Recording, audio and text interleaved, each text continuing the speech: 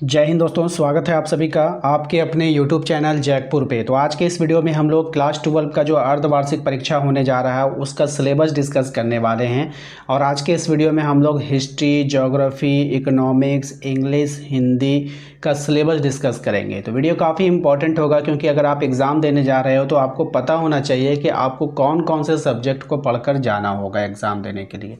तो चलिए शुरू करते हैं, हम देखते हैं हम आज का वीडियो।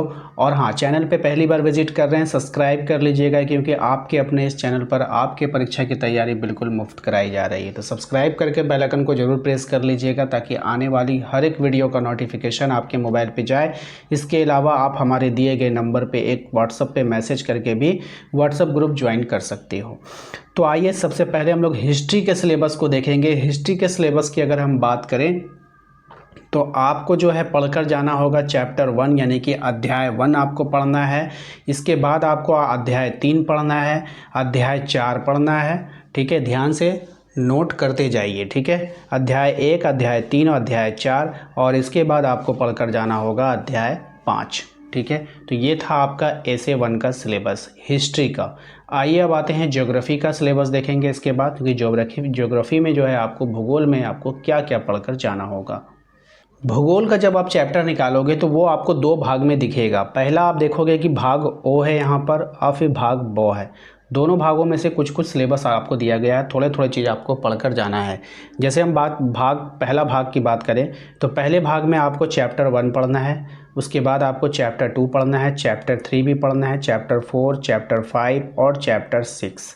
ठीक है, यहाँ पर देख लीजिए पहले भाग जो है भूगोल का, उसमें आपको अध्याय 1 मानव भूगोल प्राकृतिक क्षेत्र एक विषय ये आपको पढ़ना होगा। दूसरा चैप्टर है विश्व जनसंख्या वितरण घनत्व और वृद्धि, ये भी पढ़ना होगा। तीसरा चैप्टर है जनसंख्या संगठन, ये पढ़ना होगा आपको। चौथा है आपका मानव विकास, ये भी आपको पढ़ना होगा।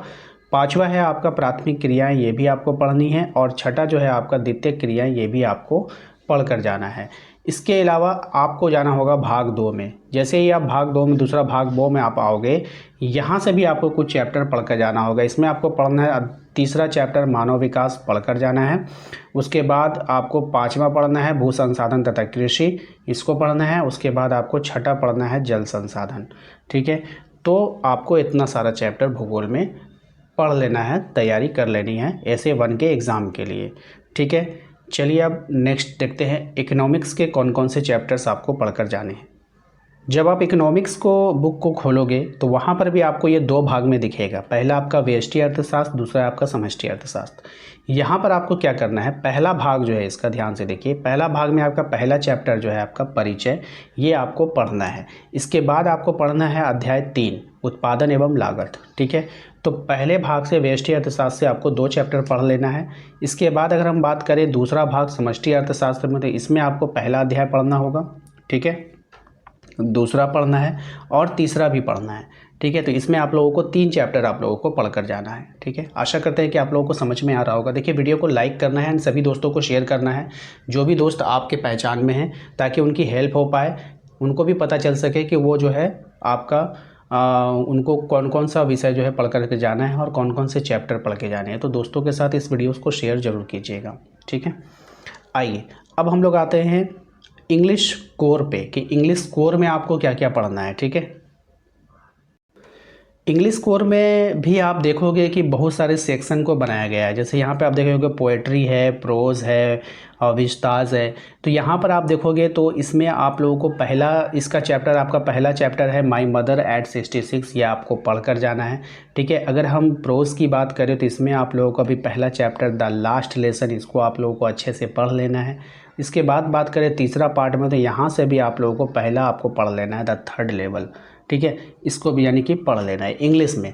और ग्रामर की अगर हम बात करें तो ग्रामर में आपको ज़्यादा नहीं, ग्रामर में आपको ऑफिशियल लेटर आएगा। ठीक है, राइटिंग आएगा, राइटिंग में आपका नोट मेकिंग एंड समरिंग आ जाएगा। ठीक है, तो ये आप लोग करके जाना ग्रामर सेक्शन में। ओके, आइए अब हम लोग आते हैं हिंदी इलेक्टिव में आपको क्या क्या पढ़नी है। हिंदी इलेक्टिव की जैसे ही भी आप बुक खोलोगे तो उसमें भी आप लोग देखोगे ये 2-3 भाग में बटा है। जैसे पहला है कविता खंड है, फिर आप देखोगे गद्य खंड आएगा, फिर आपका अंतराल भाग 2 आएगा, उसके बाद अभिव्यक्ति और माध्यम आएगा। तो यहाँ पर आप जो है देखोगे तो यहाँ पर पहला जो है आपका कविता खंड। कविता खंड में आपको जो है पहला चैप्टर जो है जयशंकर प्रसाद का देवसेना का गीत ये वाला और कौरनेलिया का गीत, ये दोनों चैप्टर आपको पढ़ना होगा। दूसरा पार्ट में आपको जो है क्या करना है, गीत गाने दो मुझे और सरोज स्मृति, ये दोनों आपको कंप्लीट करना होगा। तीसरा पार्ट की अगर हम बात करें, ये दीप अकेला और मैंने देखा एक बूंद, ये आपको कंप्लीट करना होगा। ठीक है। चौथा की अगर हम बात करें, केदारनाथ सिंह के द्वारा जो लिखा गया बनारस और दिशा, ये दोनों आपको कंप्लीट करना होगा। ठीक है। उसके बाद आप डायरेक्ट जो है छठा में आ जाइएगा। ठीक है। पाँचवा को छोड़ करके छठा में आना है आपको। रघुवीर सहाय का जो है बसंत आया और तोड़ो, ये आपको दोनों कंप्लीट करना है, ये आपके सिलेबस में है कविता का। ठीक है। अब गद्य खंड की अगर हम बात करें तो गद्य खंड में जो है आपका पहला चैप्टर जो है रामचंद्र शुक्ल का प्रेम धन की छाया स्मृति, ये आपको कंप्लीट करना है। दूसरा चैप्टर है पंडित चंद्रधर शर्मा गुले का सुमिरन के मन के, ये आपको कंप्लीट करना है। तीसरा यहाँ पे छोड़ देना है। चौथा को आपको कंप्लीट करना है फणीश्वर रेणु का है संवदिया है, ये आपको कंप्लीट करना है। ठीक है। उसके बाद एक पांचवा है आपका भीष्म साहनी का गांधी नेहरू और यासेर अराफात। ठीक है। तो ये आपको कंप्लीट करना है। ठीक है। आशा करते हैं कि सबको समझ में आ रहा होगा। बात करते हैं अंतराल भाग 2 में आपको क्या क्या कंप्लीट करना है। तो पहला चैप्टर है इसका प्रेमचंद सूरदास की झोपड़ी, ये तो आपको कंप्लीट करना है। उसके बाद तीसरा कंप्लीट करना है विश्वनाथ त्रिपाठी बिस्कोहर की माटी। ठीक है। ये आपको कंप्लीट कर लेना है। इसके बाद आता है अभिव्यक्ति और माध्यम। अभिव्यक्ति और माध्यम में भी आपको जो यहाँ पे कुछ कुछ जो है आपका कंप्लीट करना होगा। जैसे मैं आपको बता देना चाहता हूँ, यहाँ पर जो आपको कंप्लीट करना है, सबसे पहले मैं आपको सिलेबस के अनुसार बता रहा हूँ कि सबसे पहले आप लोगों को एक चीज़ है यहाँ पर रिपोर्ट लेखन, ये कंप्लीट कर लीजिएगा। उसके बाद है संपादकीय लेखन, ये कंप्लीट कर लीजिएगा। एंड यहाँ पर फीचर लेखन है, ये भी आपको कंप्लीट कर लेना है। आलेख लेखन, ये भी कंप्लीट करना है आपको। ठीक है। और इसके बाद जो यहाँ पर ऐसा मुझे यहाँ पे आप कुछ दिखा नहीं, लेकिन इसके एक्स्ट्रा मुझे यहाँ पे जो कुछ भी दिखा है आपको मैं बता दूँ, समाचार के बारे में आपको पढ़ कर जाना है। ठीक है। पत्रकारिता और उसके भेद जो हैं वो आपको पढ़ लेना है। ध्यान रहे, पत्रकारिता और भेद। ठीक है। ये आपको कंप्लीट कर लेना है। इसके बाद बस इतना ही आपको कंप्लीट कर लेना है। ठीक है। हाँ, एक सारा चीज़ तो मैंने बता ही दिया है, बस इतना आप लोग कंप्लीट कर लीजिएगा। ये आपका सिलेबस जो है हिंदी इलेक्टिव का कंप्लीट हो जाएगा। तो दोस्तों आशा करते हैं कि आप लोगों को आज का ये वीडियो पसंद आया होगा। वीडियो अच्छा लगा तो प्लीज़ वीडियो को लाइक करना है, शेयर करना है सभी दोस्तों के साथ। एंड चैनल पे पहली बार आया तो फिर से कह रहे हैं सब्सक्राइब कर लीजिएगा। इन सभी चैप्टर का कंप्लीट सॉल्यूशन आप लोगों को जल्द से जल्द मैं प्रोवाइड करवा दूंगा एग्ज़ाम के पहले, तो चैनल से जुड़े रहिए। व्हाट्सअप ग्रुप को ज्वाइन करने के लिए आप हमें व्हाट्सअप कर सकते हैं। ठीक है।